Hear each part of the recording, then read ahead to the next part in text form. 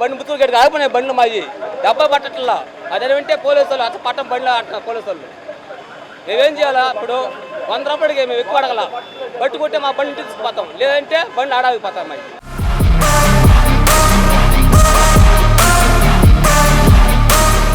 మేము ఉదయం 6 గంటల నుంచి లైన్లో ఉన్నాం. అక్కడ లైన్లో ఉంటే ఇప్పుడు వచ్చిన మా పాయింట్కి వీళ్ళు మధ్యలో వచ్చి గవర్నమెంట్ మాకు పట్టాల్సిందే అని చెప్పి వాళ్ళు రివాల్వ్ చేస్తున్నారు. మాకు ఆటోలకి 200గా పట్టున్నారు, మళ్ళీ ఎక్కువ పట్టలేదు. ఆ 200 ఆయిలకు కూడా మేము గంటలు నిలబడినాం. ఉదయం 6 గంటలకు వచ్చి ఉన్నాం. 3000 ఈ బండికి పడుతున్నారు. ఇప్పుడు 1 లీటర్ పెట్టే బండి అయిపోయింది. 1 లీటర్ పట్టమంటే పట్టడం లే. గవర్నమెంట్ అంటున్నారు వాళ్ళు.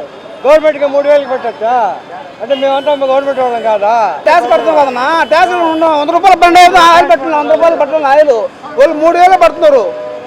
100 రూపాయలు పట్టాలి బండి ఆపండి.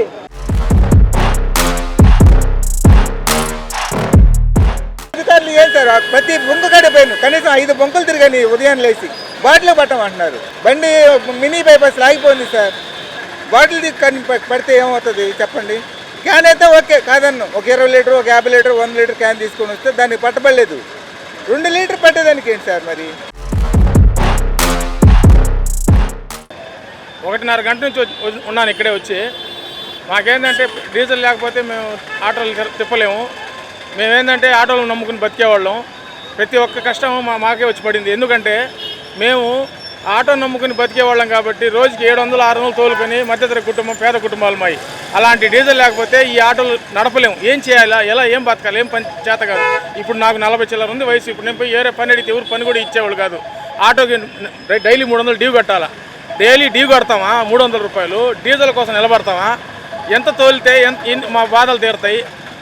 ఉదయం 7:30 నుండి రాత్రి 8-9 దాకా తోలితేనే ఇప్పుడుండే రేట్లకి, ఇప్పుడుండే 20 రూపాయలు 10 రూపాయలు ఇస్తారు.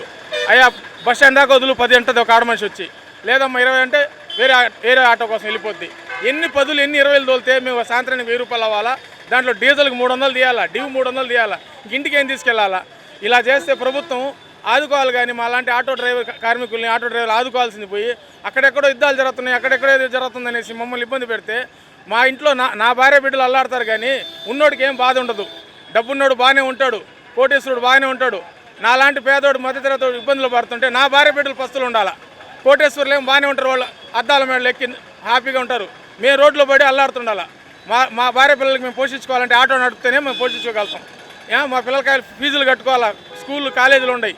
ఇలాంటి పరిస్థితుల్లో చంద్రబాబు నాయుడు గారు ఆలోచించాలా. ఆయన సీనియర్ ముఖ్యమంత్రి, అనుభవం ఉన్నవాళ్ళు, 45-50 సంవత్సరాల అనుభవం ఉంది రాజకీయాల్లో.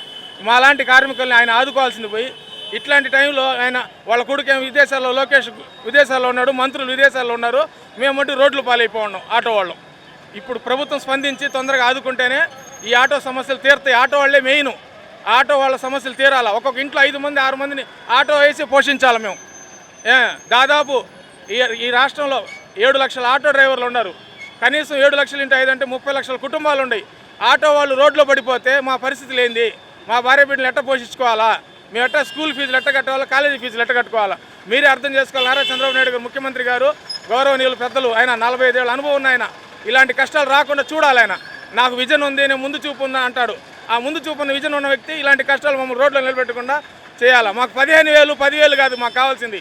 మాకు డైలీ మాకు ఆయిల్ కావాలా, డైలీ మేము తోలుకోవాలా, ప్రశాంతంగా ఉండాలి. ఆయన ఇచ్చే సంవత్సరానికి 10,000 15,000 మాకు అసలు అవసరం కూడా లే.